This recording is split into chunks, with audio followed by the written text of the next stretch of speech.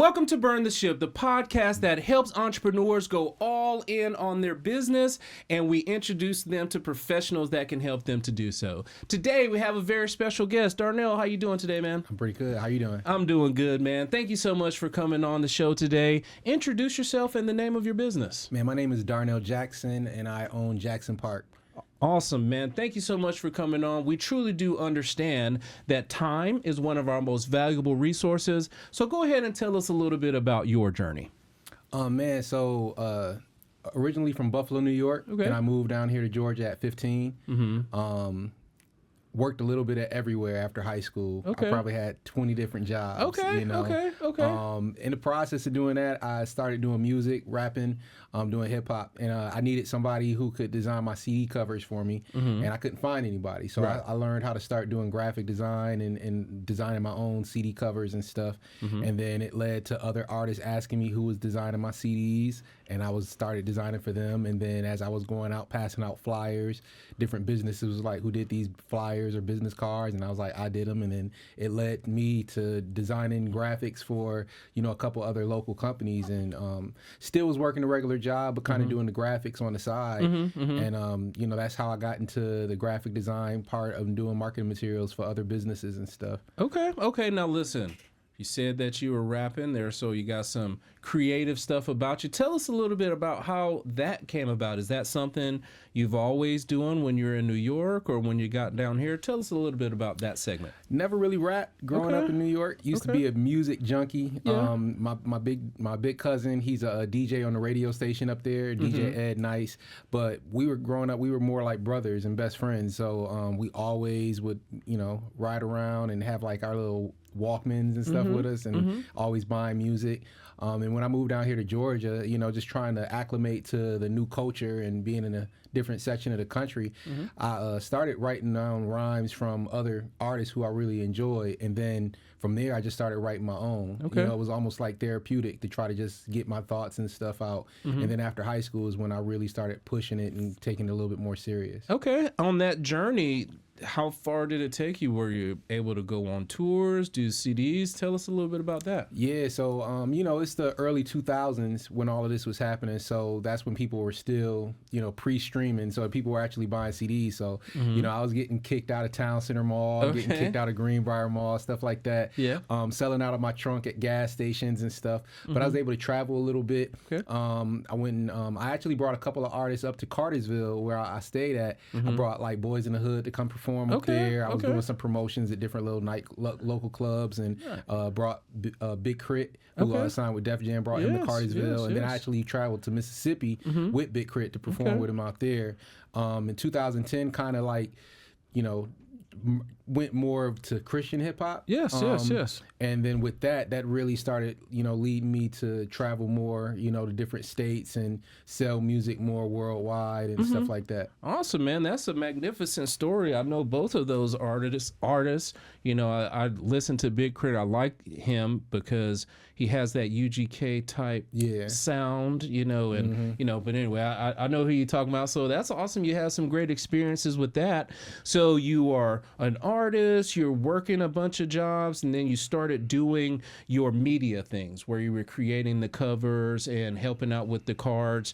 At one particular point, was there an event that happened that said, hey, look, I'm going to stop doing all these other jobs and I'm going to go all in on Jackson? What is it that happened, or was there something that happened that made you make that decision? COVID. Okay. Yeah. Okay. So okay. like, I DJ on the side as well too. And so I invested some money buying new equipment with my DJ company and got a mentor at the end of 2019. And then at the beginning of 2020, things were picking up. I'd booked $15,000 worth of DJ gigs in the first 3 months of 2020.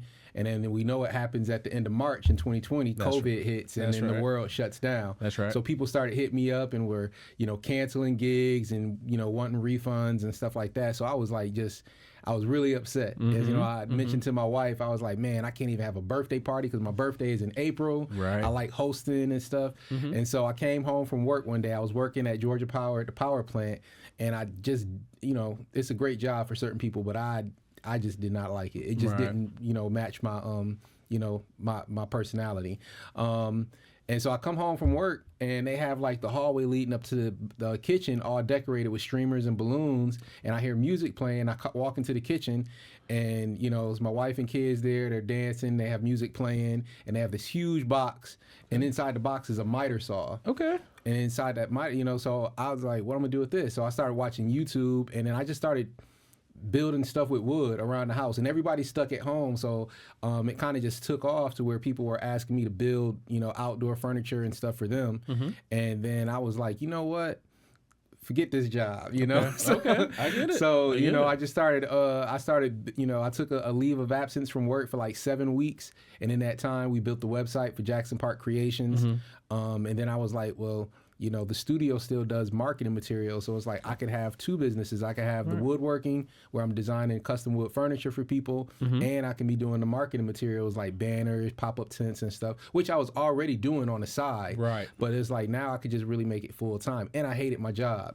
So after that leave of absence, I refinanced the house, took some money out, cash out refi, paid some debt off, walked away from the job and just went full time into entrepreneurship, designing wood furniture and doing marketing materials for people. Man, that is awesome. It takes a lot of gumption to say, hey, look, I'm going to get from up under this umbrella, you know, which our normal job is, and I'm going to get out here and step off the curb and do that. And I say congratulations to you, Thank you for having that courage to do it. Now, I want to ask you to share all about Jackson Park. Tell us, you know, all of those services that you're providing. Tell us, you know, who's an ideal person for you to get in front of. Tell us all about the business.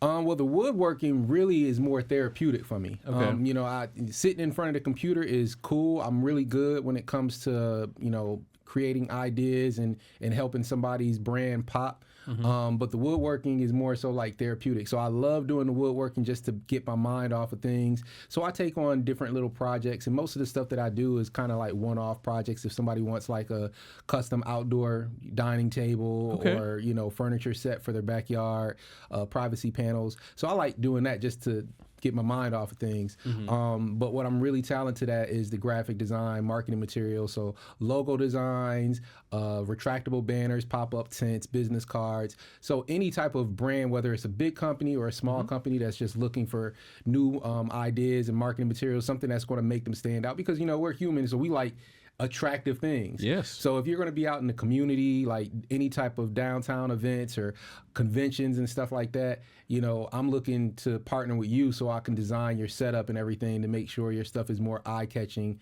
and, you know, attractive to everybody out there. Okay. Is it a specific industry that you focus on, or you're just non-captive where you're trying to help everyone? Tell us a little bit more about that ideal client you're trying to get in front of. I've worked with everybody who has hat businesses where they do custom hats to concrete businesses. Okay. That's you know, like all type of brands. So like, you know, even like I had a roofing company. They reached out to me. They wanted like a custom tent, so when they're out doing commercial jobs, they can have a tent out on site instead of just putting like the little yard sign. They'll put their tent or the feather flags and stuff out there, and then that gives their crew like the shady area when they're taking breaks on building the roofs. So anything from that to, you know, mom and pop shops and stuff who just want something to set up when they're doing a vendor event, you know, downtown or different, you know, vendor setups and stuff. Okay. Now, as we are creating the painting on the canvas so people can, you know, have a true picture of what it is you're doing and how you're helping, can you please share with us a success story or maybe a business that didn't have any of those things, didn't know what to do, and then they came and met you and you were able to provide them with success? Can you mind sharing with us one of those stories? Yeah, so I love when people just have like ideas. They don't really know what they need, and they come to me and it's like, you know, I just need like a full setup. So it's certain people who come to me and they don't have anything. Okay. So I'll design a logo for them, design business cards, design flyers. Actually, it's one particular guy. I go to Cartersville Business Club on Wednesday mornings, and I met a guy named Dan, the CFO. Okay. He's a fractional CFO, so you can hire him like on a contract basis to come and be like your chief financial officer. So he was going down to his big convention where, you know, he tries to specialize in people who have like trade skills, such as like handymen, plumbers, electricians. So he's going to this really big convention down in Florida last year. So he came to me. He already had his logo, but he said he had to have a setup for the convention that was going to be eye-catching. So with him, not only did I do a custom pop-up wall, we did a custom pop-up podium. We did a couple of retractable banners. We did business cards, postcard flyers with a custom QR code on there, and then a poster where anybody who came and gave them information, they qualified to win like a free prize package. So, you know, just doing that for him, like all the way from conception to the final product, when he went down to that convention, like he passed out all of his flyers and he picked up a couple of new clients and stuff. Okay, that is awesome. It's amazing how small the world is. You know how we were talking in the pre-part about our event that we do? Yeah. Dan has been a sponsor with us for like 2 or 3 times now. Okay, that's it's awesome. Amazing. So Dan is a magnificent guy, business owner, and networker. So we truly do appreciate that. And thank you so much for sharing that story. Now, I am confident with your time coming down here, working those different jobs, getting into the music industry, and now having your media company, you have nurtured and acquired some business skills. Do you mind sharing with the entrepreneurs that are watching the show some of those skills that have helped you to be successful, that they could possibly add to their bag and help them to be successful? One of the things I found out early on is that you will burn yourself out if you try to wear every hat. Okay. So it's better to try to hire or try to partner with people who are talented in different aspects that you might not be strong enough in. So instead of trying to spend a whole bunch of time trying to learn a brand new skill, unless it's something you're super passionate about or already have a natural talent, just go and find the right person who's a better fit, who can really bring that aspect of your business out, because you'll save money in the long run. Like you said, time is one of our most valuable assets. So if I find somebody else who specializes in a certain, you know, part of the business that I'm not super strong at, you know, I would rather pay somebody $1,000 if they're going to help me bring in 10,000. Right. You know? Right. Yeah, there's nothing wrong with delegation. You know, as a business owner, it's your baby. Yeah. So it's understandable. You want to hold tight, but, you know, at some points, if you do want to grow, you got to let some things go. Yeah. So that's magnificent advice there. Now, we talked a lot about business, your journey. You share with us a magnificent best practice about delegating some of those services. But I want to talk about you, Darnell. So let's say that all of the business owners get it and they let you help them with their marketing stuff, and things are coming along well. Money, time is not an issue at all. What is it that Darnell would do with his time? Travel. Okay. Yeah. Okay. Yes. What types of destinations do you have in your mind that are on that list to go to? What's one of those destination places? Eventually, I want to make it to Egypt to see the Great Pyramids. I'm actually about to leave this weekend to go on another cruise, and we're going to Belize and Mexico, which will be my 7th time going to Mexico. Okay. But I love the cultural experiences. So when I go out on vacation, it's not about just staying on the resort the whole time. I like to go out and immerse myself in the culture. We went to Dominican Republic, back in January, and we did a cultural tour where we got to go into somebody's house, and then we got to visit the school and see the local kids and stuff in the school. So I just love learning about history and other people's culture, and it just makes you appreciate life. You see people who live a little bit more simpler, but they seem so much more happier and fulfilled, and it just makes you take a step back and look at what you have going on and make you be a little bit more grateful. Yes, that's magnificent, man. I definitely appreciate you sharing that. Now, if someone that is watching today has a question about your story or have a question about those services that you're providing on the media side of things, what's the best way for them to get in contact with you? Yeah, they can go to my website, which is jackson-park.com, jackson-park.com. And that jackson-park.com is going to lead you to a portal where you can click on any one of the different parts of the business. So you can click on and go to Rip Studios at Jackson Park, which handles the marketing materials, also the recording studio, or you can go on to Jackson Park Creations, where you can look at the custom furniture and stuff. Yeah, I have to look into those chairs and get you to create me a throne.